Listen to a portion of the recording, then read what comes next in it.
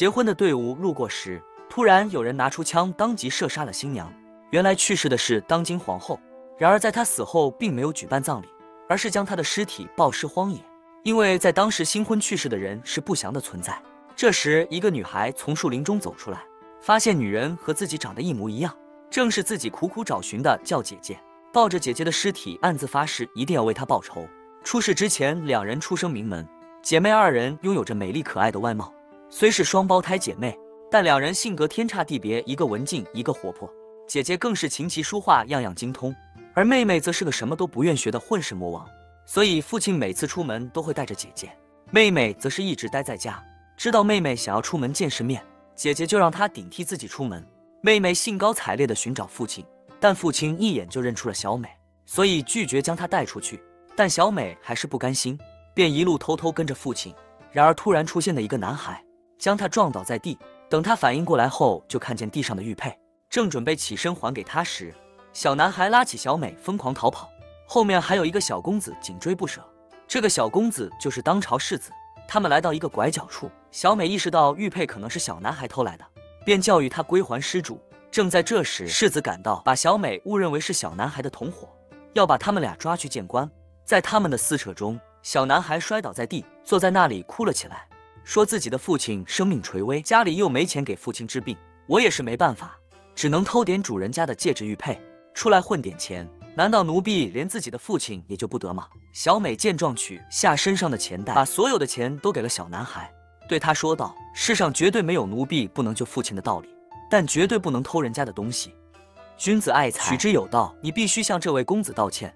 小男孩也意识到自己不对，急忙跪下向公子承认错误。当小男孩走后，世子还是不相信小美的身份，到底是不是那小男孩的同伙，一起合谋欺骗他。为了不让小美逃跑，世子用小美的发带把两人拴住，一路拉拉扯扯，非要让小美证明她的身份。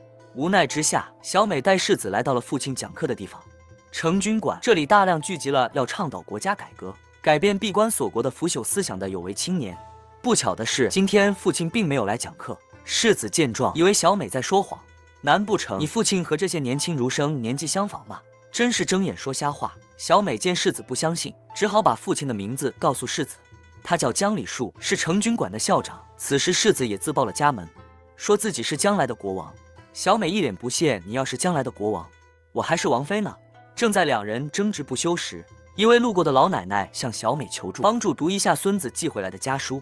奶奶听完信后，思念孙子的眼泪夺眶而出，伤心的哭起来。心地善良的小美帮助目不识丁的老奶奶写了回信。世子看到眼前的一幕，又回想了他给小男孩钱的场景，终于相信了小美，还手把手地教他写下自己的名字。正当小美说出自己的名字时，一群官兵到来，对成均馆的儒生一顿暴打。年幼的世子和小美束手无策。突然，世子回头看到了站在远处的左丞相，为了不暴露自己偷跑出皇宫，他拉着小美逃离这里，不要把代表身份的腰牌掉落地上。被左丞相捡起，认出是世子的信物，他把腰牌攥在手里，留着它以后必有大用。世子拉着小美拼命地逃跑，终于在一间染房躲过了一劫。而世子在逃跑的途中，腿部被砸伤出血了。小美细心地帮助世子包扎伤口。世子为了感谢小美的照顾，向她承诺，无论你何时有求于我，我都会帮助你。到了晚上，小美为了能给世子买点止疼的药物，只好拿着世子的玉佩去找大夫配药。小美刚走出宫，寻找世子的皇内官就找到了这里，把受伤的世子背走了。与回来的小美失之交臂。世子回到皇宫后，左丞相利用世子掉落的那块腰牌，威胁年幼的世子，让他手决一份百人上书，否则就把他私自出宫的事情告诉皇上。不但如此，还会有堆积如山的废除世子的上书呈现在大殿。年幼的世子被吓得两眼生泪，只好答应。百人上书的内容则是撤了成均馆院长江礼树的职，并把他赶回乡下老家。在小美一家正要离开时，遇到奸人所害。姐姐为了掩护小美，让她藏在一个箱子里，没想到箱子被撞掉入水中，从此不知去向。一晃10年过去，世子已长成风度翩翩的青年，成了当朝的皇上。也到了谈婚论嫁的时候，听说谴责皇后的人血中有江礼树的女儿，皇上十分高兴，因为这10年来他一直没有忘记与小美的邂逅。于是亲临雪妃现场，迫不及待地掀开帘子。他问姐姐：你还记得我吗？我们儿时曾见过面。姐姐这时知道皇上把自己当成妹妹小美了。皇上深情地看着姐姐，认定了她就是自己想要的女人。不久之后，他们举行了婚礼，而在婚礼当天，姐姐却遭到袭击，当场毙命，另一颗子弹射向皇上的头颅，两人双双殒命，国家不可一日无君。大臣们都在向皇太后推举下一任皇上的人选，全国上下兵荒马乱，在严查杀死皇上的手枪从何而出，而这个女孩却穿梭在这大街小巷，因为那只射死皇上和皇后的手枪是从她手里卖出去的。为了不让朝廷抓到把柄，她决定冒着风险到皇上的停尸房取出皇上头上的子弹。这是我见过胆子最大的女孩，半夜3更独自来到皇上的停尸房，想要取走皇上头里的子弹。不经意间，一滴蜡油掉在皇上的手上。就在这时，皇上竟然死而复生，一把抓住了女孩的胳膊。女孩吓得瞪大了双眼。突然，皇上一个翻身，把女孩压在身下，问道：“你是何人？为何出现在寡人的面前？”正当皇上把女孩脸上的面纱扯下来时，女孩吓得落荒而逃。皇上迈着摇摇晃晃的步伐从停尸房走了出来，把守灵的宫女们吓得赶紧下跪膜拜。逃跑宫女孩被远处的白大人看到，她的模样竟然和刚刚去世的皇后一模一样，很可能是挚友江礼树失散多年的二女儿。白大人费尽周折找到了女孩，告诉她自己是她父亲的挚友，等到天亮就会带她去找父亲。原来女孩名叫小美，是江礼树的二女儿，也就是死去的皇后的双胞胎妹妹。在一次落水后被船夫救下，保住了性命，但是她头部受到撞击，失去了记忆。第二天，当他们去往女孩父亲家的路上，白大人的家仆传来了消息，江礼树大人因在处女单子上记录虚假4注，欺瞒皇室，犯下了扰乱国婚之根本的欺君之罪，被义敬府的人抓走了。看到父亲的那一刻，女孩的记忆顿时恢复了。这时，父亲也看到了人群中的小美，他不敢相信自己的眼睛。大女儿小花明明已经死了，这难道是儿时落水的二女儿小美回来了吗？可是这一切，他还没等到答案，就被官兵押走了。小美想跟上前，却被白大人拉到一边，让他看清局势。现在的江礼树是连女儿的尸体都无法收拾的。皇后的娘家。听到这里，小美冷静了下来。她找到姐姐时，姐姐已经是一具冰冷的尸体。失忆的这10年来，她无时无刻都想知道自己是谁。好不容易见到家人，却是阴阳两隔。她把姐姐下葬后，跪在坟前暗暗发誓，一定要找到害死姐姐的真凶。小美向白大人求助，如何才能为她的家人报仇？白大人给她献上一计，成为皇上的女人，得到那至高无上的权利，到那个时候就能为你死去的家人报仇了。但是皇宫里自古无情，想要成为皇上的女人也是难上加难。以太后为首的金家和皇太后为首的左丞相养殖外戚专权，他们对皇后一位也是虎视眈眈。如果不是他们两家的女儿当上皇后，其他人也定是死路一条。小美想着父亲被处死的场景，想着姐姐抛尸荒野的场景，她下定决心，即使付出生命的代价，也要进宫为家人报仇。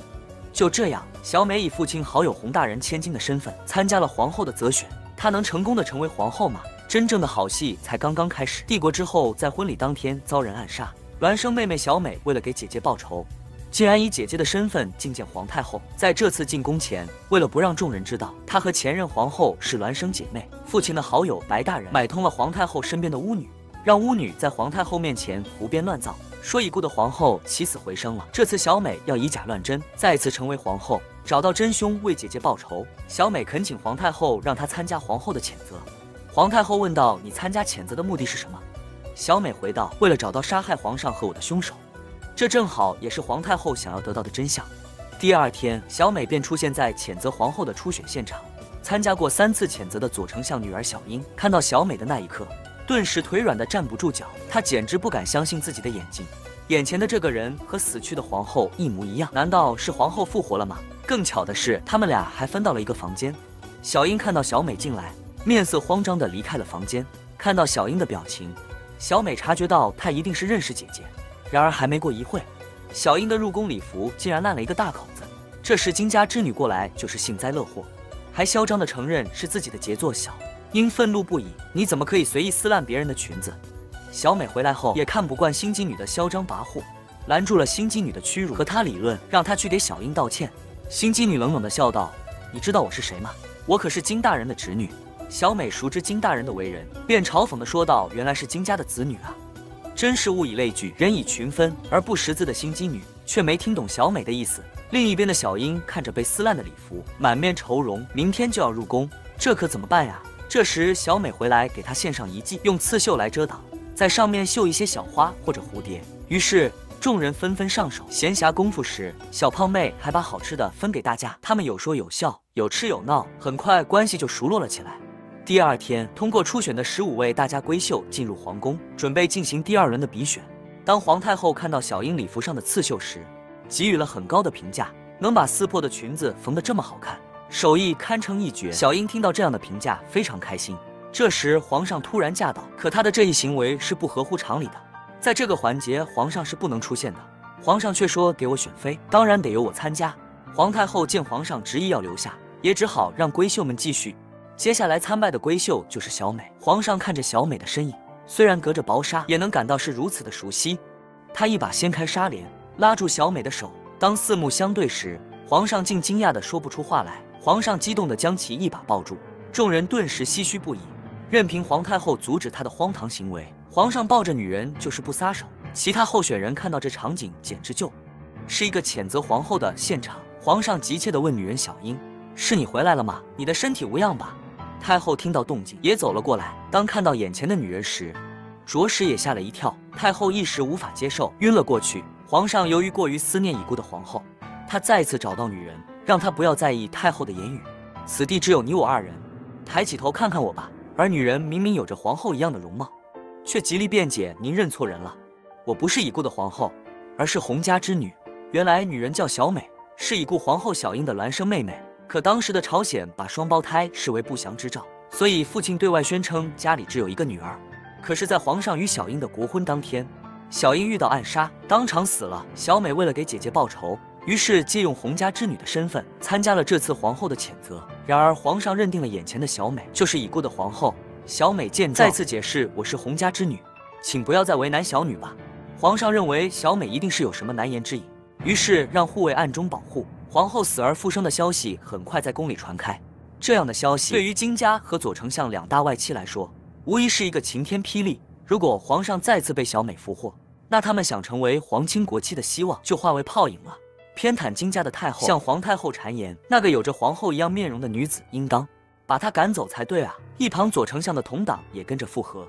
微臣的想法也是一样，恶果真是复活回来的皇后，那就是逆贼的女儿。可皇太后却一心想要查到杀害她孙儿的凶手，便拒绝了太后。而就在此时，选妃的淘汰赛也正式开始。这是一场盛大的选妃现场，女孩为了赢得比赛，竟然用发簪扎破了自己的手指。结果在面相师一通夸赞下，小美顺利通过了第1关。接下来进行第2关星象测评，评测闺秀们的心态如何。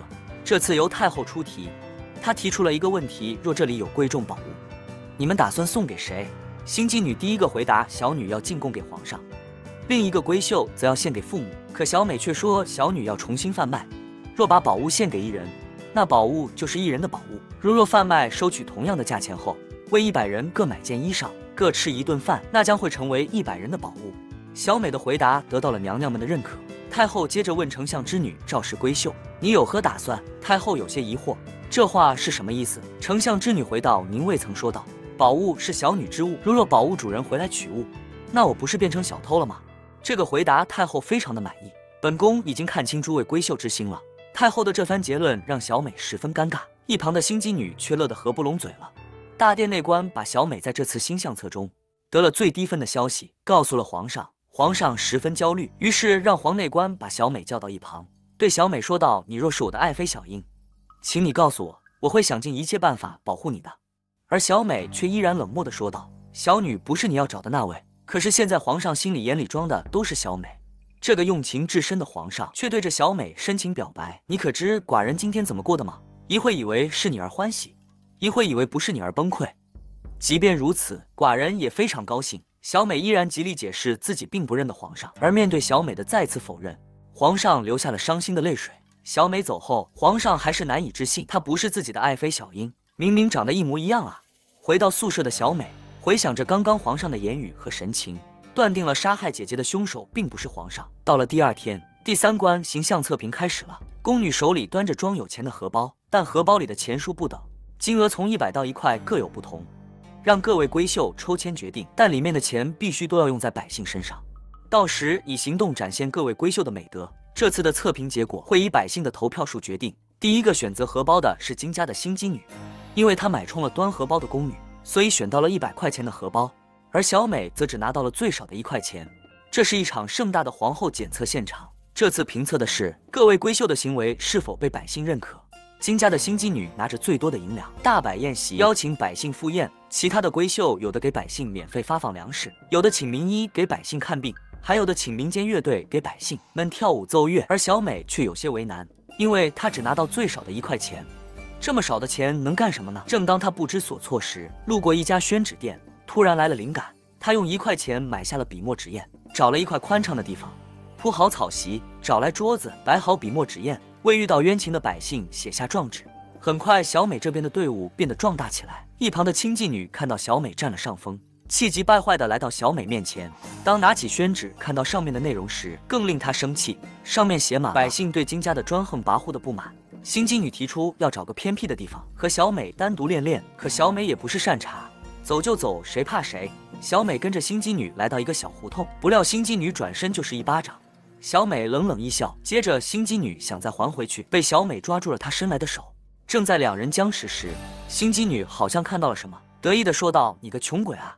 就这样，小美被大汉打晕，接着绑起来放进了一个小木车里。然而第3关的形象测评的评选投票在紧张地进行着，大汉在众目睽睽之下拉走了小美。当上宫要宣布结果时，发现小美不在，于是说如果在1个时辰内小美还不出现的话，就取消她的入围资格。大殿内官急匆匆地把小美失踪的消息告诉了皇上，皇上愤怒不已。什么叫失踪了？就在这天夜里，皇上的梦境中出现了小美被绑架的情景。梦中他看到小美被绑着装进箱子里，用小木车拉着走向一间烂草屋，旁边还有一口水井。于是找来一张全国地图，在地图上找出水井的位置，让侍卫们挨个排查，并留意当时路过的小木车。原来皇上在睡梦中有预知未来的能力。然而侍卫们找遍了皇上标记的水井，但是都一无所获，他们并没有找到小美的踪迹。皇上听到这样的消息非常愤怒。正当皇上一筹莫展时，突然又想到了一件事。当他看到侍卫脚上沾满了泥土时，又想起了梦境中的水井，干干的没有水滴，他断定应该是一口废弃的枯井，于是拿来了更久远的地图，找到几口废弃的井口。这次皇上要亲自去确认。他换上便装，骑上骏马，一路疾驰而去。功夫不负有心人，皇上果然在郊区找到了那口梦境中的废井。皇上蹲下身子，发现了路上有轱辘碾压过的痕迹，沿着车轮印找到了一辆小木车，上前一看，里面空空如也。再往前走，突然看到了一只女人的鞋子。皇上更加确定这就是小美的，她就在这里。而被关在破草屋的小美慢慢苏醒，她拼命撞击屋门，惹怒了门外看守的绑匪。绑匪用刀架在小美的脖子上。正在这时，皇上带着侍卫及时赶到，绑匪拿小美的性命威胁，若敢往前救，杀了这个女人。皇上暖心地安慰道：“可妈。”这时护卫来了，一个声东击西，把杀手刺伤，紧接着一刀毙命。小美靠在皇上的怀里，惊魂未定。皇上一直陪着她。到了晚上，当她缓过来神后，第一件事就是要回去，要赶在检测结束之前回去。皇上有些生气：“如果你承认是我过世，那小英，我马上让你恢复皇后的身份。”小美解释：“我并不是您过世的皇后，就是因为皇上总把小女当成已故的皇后，才让我陷入这危险之中。”小美的做法让皇上匪夷所思。小美说道：“为了当上皇后，给家门光宗耀祖，这个答案可以了吗？”小美的这些话字字刺痛着皇上的心。小美没有在上宫规定的时间内回去，上宫宣布取消小美的参赛资格。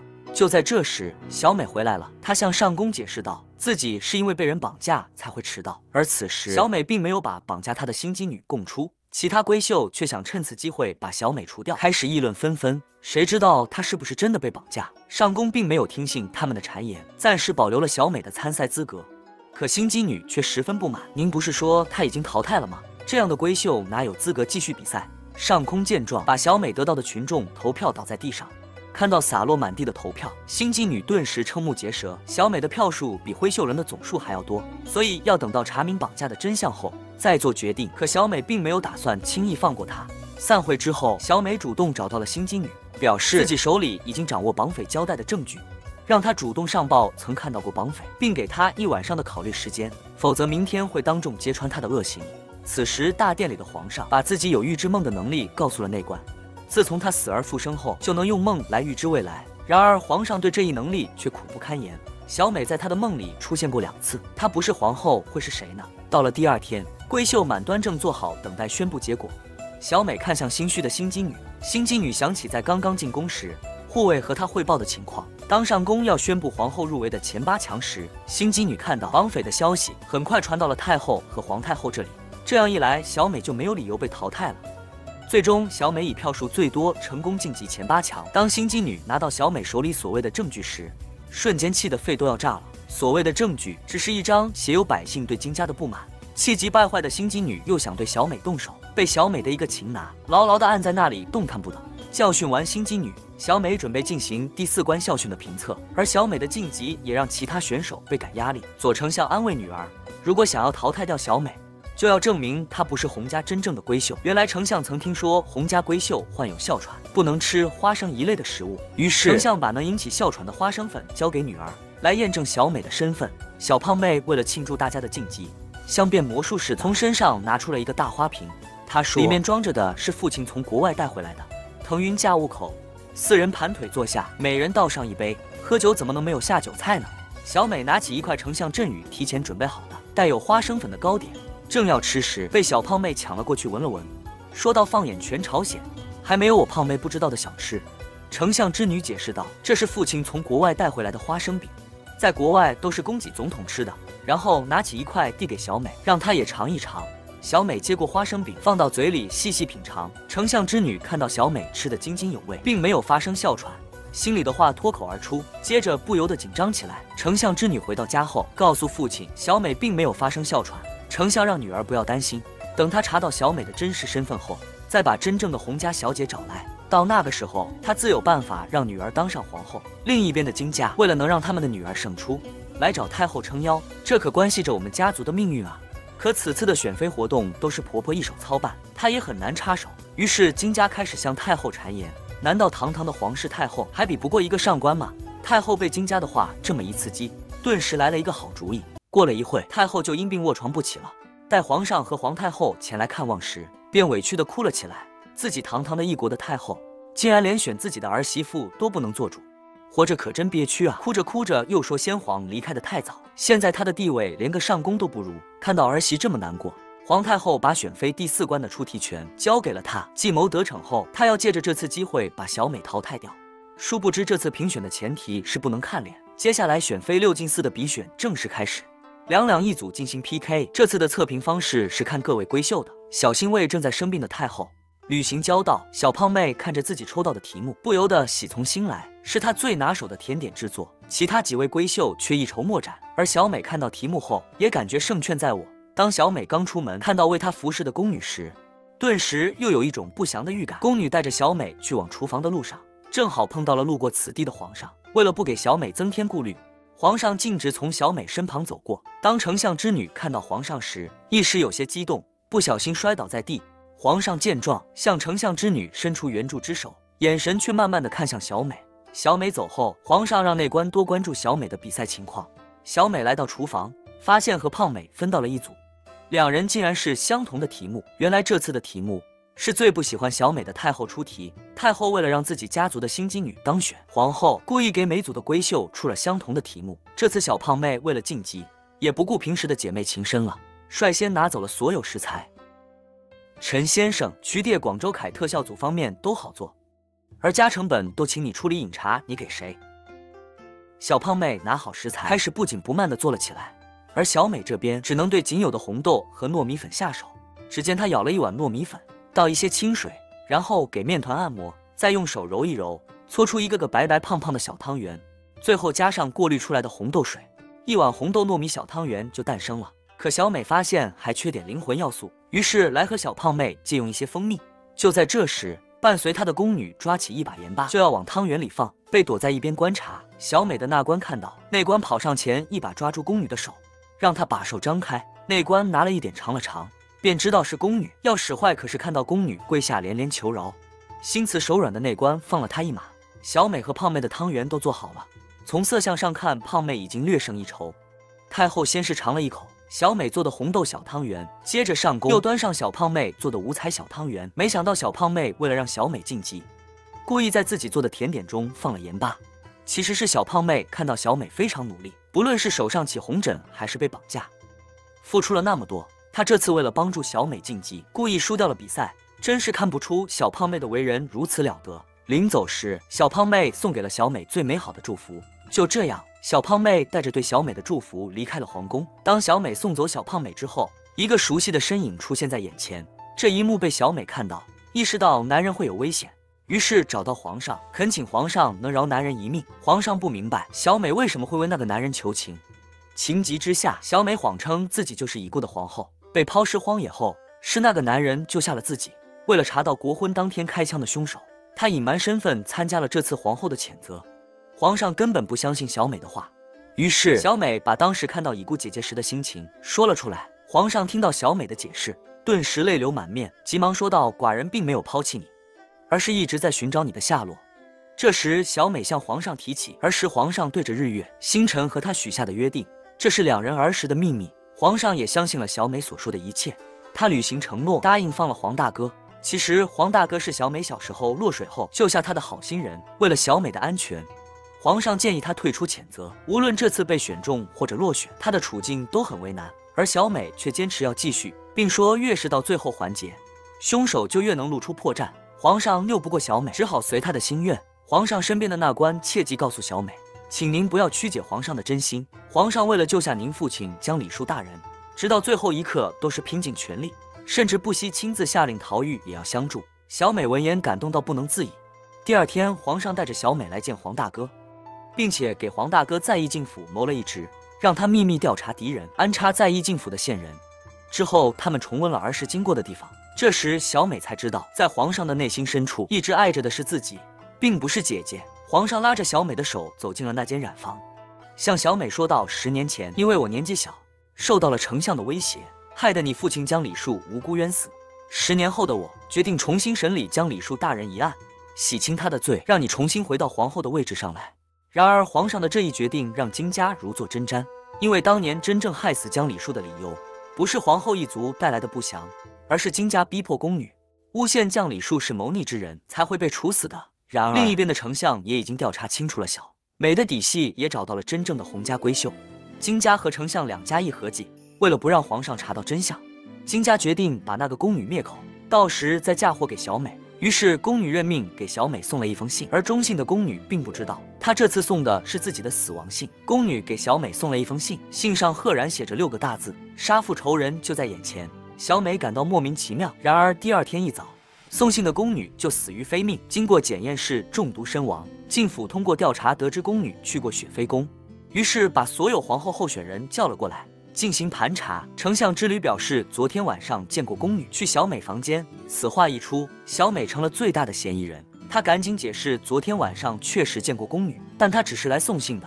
义靖府调查官表示要看看那封信，而小美却支支吾吾地说道：“内容不能给你们看。”这让大家更加怀疑。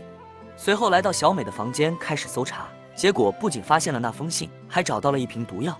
就这样，小美被当成杀人凶手给抓了起来，关进了天牢。得到消息的皇上立刻赶来阻止，他知道这是太后谋划的事情，为了不让宫女作证，才用此手段。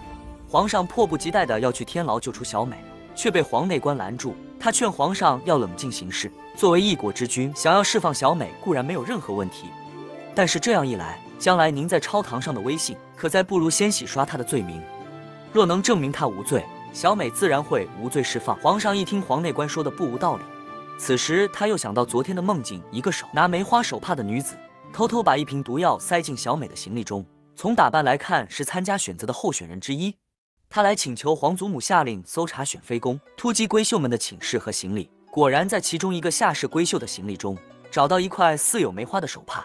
当皇上确认此手帕和他梦境中出现的一模一样后，把手帕主人带过来，质问为何要把装有毒药的药瓶放进洪家闺秀的行李中。夏氏闺秀一脸惊红地说道：“不知皇上您在说什么？”皇上再次紧逼为何做出这种事。夏氏闺秀一直在狡辩自己什么都不知道。看到她的心理防线快要崩塌时，皇上再次逼问为什么要趁着小美睡着的时候溜进她的房间。若你现在说出真相，我不会追究你的责任。到底是谁指使你做的？原来在入宫前夜，金家大人拿下是闺秀父母亲的性命要挟，逼迫他把毒药放进小美的行李中。我也没有办法，何况我并不知道事情会有这么严重。皇上得到肯定的答案后，命侍卫立刻把金家曹盼抓起来。而这时的曹盼正准备对小美进行酷刑。正在这时，皇上的侍卫及时赶到，以伪造杀人证据、陷害无辜之人的罪名把曹盼抓了起来。金家为了试图让曹盼担下了所有的罪责，最后曹盼被流放边疆，不得踏入京城半步。而夏氏闺秀也被赶出皇宫。在往后的选妃中，夏氏家族都不允许参加。小美最终被无罪释放。到了晚上，小美特意来向皇上致谢。看着几次为救自己而陷入危险的皇上，小美表示一定要赢得这次选妃比赛，为父亲洗刷冤屈，然后一身轻松地回到皇上的身边。2天后，皇后谴责的总决赛到了，剩下最后的3位闺秀。然而，此时的丞相为了能让女儿当上皇后，又密谋了一个更大的阴谋。从没见过这么奸诈的嘴脸，为了让自己的女儿当选皇后，竟然抓住皇上最爱的女人的把柄，以此来要挟这次皇后的谴责，必须册封她的女儿，否则就把皇上最爱的女人的虚假身份曝光，到时候她就会以欺君之罪被处死。而在另一边，太皇太后和各宗亲们商讨决定，这次的皇后非小美莫属。可就在教旨刚刚拟好，皇上就闯了进来。看到教旨上赫然写着任命他最爱的女人小美为皇后的字样时，一把把教旨撕了。而在等待宣布结果的小美却万万没有想到皇上会做出如此的举动。她心灰意冷地离开了皇宫。皇上明明说希望她留在自己的身边，为何今天要改变了检测结果呢？她伤心地哭了起来。夜里，小美独自沉思，不能成为皇后，为姐姐和父亲报仇就化为泡影了。正当他一筹莫展时，一个熟悉的身影出现了。那个为了他茶饭不思的皇上来了。他对小美说，改变检测结果，选择丞相之女为皇后，之所以这么做也是被逼的。为了能救你，即使你怨恨我也无所谓，但求你不要离我而去。小美不清楚皇上此言的意思。皇上把丞相威胁她的事情告诉了小美，如果不册封丞相的女儿为皇后，他就会把小美的真实身份曝光，让小美和她母亲都成为大逆不道之人。为了保全他们母女，皇上也只好妥协。在这空旷的夜晚，他们策马奔腾，直到第2天清晨，皇上依然不想离去，陪着小美在海边吃起了烧烤。这时，小美向皇上提出了一个问题。皇上一琢磨，确实是变了，以前是成熟女性，而最近感觉变回小时候的你了。小美又问，那您喜欢现在的我还是从前的我呢？皇上笑笑答道，不论什么时候的你，我都喜欢。离别前，皇上问小美，小美没有拒绝。回到皇宫的皇上在朝堂上宣布，把落选的2位闺秀纳为后宫，将在国婚当天一同进宫举行册封大典。皇上的这一举动让落选的金家感觉死灰复燃，又看到了一线希望。而丞相却炸开了锅，即便是纳妃也不能在国婚当天啊，能不能岔开日子？皇上霸气回应，寡人娶媳妇难道也得征求大人的同意不成？我这不是征求你们的意见，而是命令。这是史上最牛叉的国王，国婚当天竟然同时娶了3个老婆，并且个个貌美如花。可是皇上看起来并不高兴。晚上本该和皇后洞房花烛夜，又毫不客气地坦白说，我和你之间是不会有爱情的，我的心里已经有人了。皇后难过地说道，这是我的新婚燕皇上就这么残忍地对待我吗？皇上却说，这还叫残忍吗？我婚当天还有挨枪子的呢，你比他好多了吧？接着留下皇后独守空房，而他转身来到心上人小美这里。看到皇上到来的那一刻，小美既激动又担心，今天可是您的果婚之日，怎么不好好的待在皇后那里？皇上却温情地说道，我怎么舍得让你独守空房呢？皇上提出等来年春暖花开的时候，还像从前一样出宫游玩，去河边再看一次莲花灯。此时小美意识到，姐姐在去世前曾和皇上一起去看过莲花灯。为了不暴露身份，其实那天他们看莲灯的时候，莲灯不小心掉入水中，心情比较失落。虽然皇上心里有些疑惑，但是并没有向小美询问原因。临走时不忘提醒小美，过几天我会来找你，到那个时候要在寝殿里等着我哦。小美心领神会。皇上微笑着离开，看着皇上离开的背影，小美的内心久久不能平静。第2天，作为侧妃的小美和金家的新姬女来向皇后请安。新姬女特意在皇后面前提到昨天晚上皇上和小美散步的事情，而处在火舞位置上的皇后虽然心里恨不得撕了小美，但是嘴上还是劝说新姬女，作为皇上的女人，该说的说，不该说的不说，让大家今后和睦相处。回到寝室，看医院的义女给小美把脉，义女表示小美的身体状态良好，随时可以进行事情。正在这时，白大人给小美送来了一封信，信中写着要求与小美单独见面。白大人以小美母亲的生命威胁，如果想要见到你母亲，接着拿出一瓶不明液体，让小美给皇上付下。而白大人再次威胁小美，如果办不成的话，就把你是江里书大人家双胞胎女儿的事公布于世，到时候所有和你关联的人都会受到处罚。原来在多年前，当今的皇上还是世子的时候，下达过一封百人书，罢免了他和江里书的职，致使白大人怀恨在心。他认为皇上是一个善恶不分的人，而他不知道的是，当时的世子是受到了丞相的逼迫，也是无奈之举。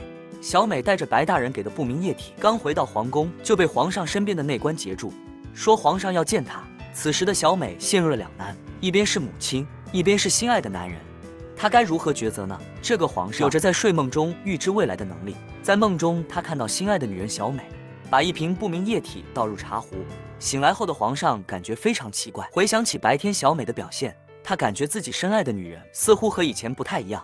为了查明真相，他让内官通知小美今晚会让她侍寝。丫鬟给小美精心的梳妆打扮，抹上胭脂，涂上红唇，戴上精美的花簪。小美看着镜子中的自己若有所思，随后她双手颤抖地拔出瓶子的木塞，把瓶子里的不明液体倒入茶壶之中。预知梦的皇上到来后，看到了桌上放着梦中出现的茶壶，他明知茶水中放了不该放的东西，可他还是端起了茶杯，试探性地问道：“你胸口的枪伤好了吗？”小美觉察到皇上对她已经起了疑心，不由得紧张起来。皇上见状又问道：“房间这么暖和，为什么你的双手会颤抖得这么厉害？”接着又把茶杯慢慢地放到嘴边，只见小美伸手把皇上的茶杯打翻在地。皇上愤怒的一把抓住小美，惊魂未定的小美不知如何回答，伤心地哭了起来。原来小美是国婚当天被人暗杀的前皇后的双胞胎妹妹，为了找到杀害姐姐的真凶，她参加了皇后的谴责。而有着和前皇后一样容貌的小美备受皇上的关注，因此小美慢慢的也爱上了皇上。皇上看着自己心爱的女人，他不相信小美是心甘情愿的谋害自己，一定是有什么难言之隐，于是把小美暂时的软禁起来，不许任何人与她接触。接着开始了一系列的秘密调查。从小美的假父亲这里得知，小美也是政治的牺牲品，谋害皇上并不是她的本意。皇上再次找到小美，给她最后一次机会，让她把整个事情的来龙去脉解释清楚。小美眼含热泪地说出了真相，没想到皇上已经知道了这些，而且也知道了儿时和她有过约定的，也是小美，因为儿时的事情只有他们俩知道。但是皇上想不明白的是，小美为什么要毒害他？这时小美把所有的过错都揽在自己的头上，恳请皇上不要再追究其他人，自己甘愿赴死。可是皇上怎么会就此罢休，找不到真正的凶手，而让小美独自受过呢？他再次逼问小美，不得已小美只好说出了实情。原来是皇上的堂哥李在和大军在白大人的支持下，想要谋权篡位，拿小美的母亲来要挟他，不毒死皇上的话，就会杀掉他的母亲。知道真相的皇上怒不可遏，他下令解除对小美的软禁法，试图谋权篡位的白大人和堂哥李在和多多拿归案。小美自知犯下了不可饶恕的罪过，便请求皇上能赐她一死。小美连连向皇上道歉，皇上最后问道：“你倒是爱过寡人没有？”小美深情地望着皇上，而皇上却不相信小美的话，怎么会毒害一个爱着的人呢？小美解释道：“臣妾的杯中也有毒药，既然不能同生，臣妾愿意和您同死。”说完，她向皇上鞠了一躬，准备离开。这时，皇上一把拉住了小美，向她表达了自己的爱意。这一幕被正好过来的皇后看到，没有得到过皇上一点点爱的她，伤心欲绝地回到寝宫。她暗暗发誓，一定要把皇上抢回来。恼羞成怒的她不敢对皇上动手，便叫来小美，要给她一点颜色看看，让她知道一下谁才是后宫之主。让丫鬟准备藤条，要教训小美。就在丫鬟取藤条的路上，碰到了皇上的另一个嫔妃。她得知皇后要教训皇上最爱的小美，想在皇上这里博得一些好印象，便向皇上打了报告。就在皇后正要对小美用情时，皇上及时赶到，他警告皇后，如果今后再敢对我心爱的女人动手，小心你的皇后之位不保。听到这样的话，皇后慌了，如果不除掉小美，她就永远没有出头之日。于是夜里偷偷的出宫，找到父亲最得力的助手开平，他助自己一臂之力除掉心头之患。见开平有些迟疑，便拉起他的手，楚楚可怜的说道：“求求你了，我一刻也不能再看到皇上和小美恩爱的样子。”第二天，皇后找到太皇太后，以上山求子妻夫的名义，请太皇太后批准他带领后宫嫔妃一起出宫，为了王室多子多孙。太皇太后欣然答应。就在当天夜里，皇上又进入了预知梦中，他看到有人扣动扳机向小美射击，突然被惊醒，他赶紧来到小美的寝殿，紧紧地抱住小美。接着他拉起小美的手，叮嘱他这些日子不要离开皇宫。而小美却说明天皇后要带着后宫们上山祈福。皇上一听，让小美千万不能去。小美说，如果真的是皇后想要对我下手的话，那我更应该去了，或许是抓住枪杀姐姐凶手的好机会。接着又说，我只要一起出发就好。中途就说轿子发生了问题，然后原路返回到皇宫。可是皇上还是怕小美发生意外，不同意她前去。可小美却说道，如果错失这次机会，抓住凶手又要等到何时？我一定能平安的回来，请皇上放心。皇上见小美的主意已定，于是派人在暗处秘密保护。当他们走到半路，小美以轿夫的脚受伤为由要折返回去时，皇后却不依不饶地让她步行跟着前去，致使小美的计划落空，只好步行一同前往。小美这次能否逃过一劫呢？男人扣动扳机，子弹直逼蓝衣女子。丫鬟见状，为主人挡住了射来的子弹。看到丫鬟为自己舍去性命，她悲痛欲绝。一旁的皇后满脸愁容，这次的刺杀就是她一手策划的。看到计划失败，吓得不知所措。她很明确刺杀皇上的后宫，可是死路一条，她只好改变回宫的路线去找丞相父亲。没想到丞相上来就是一巴掌，恨这个不成器的女儿，把她安排好的一切都给毁了。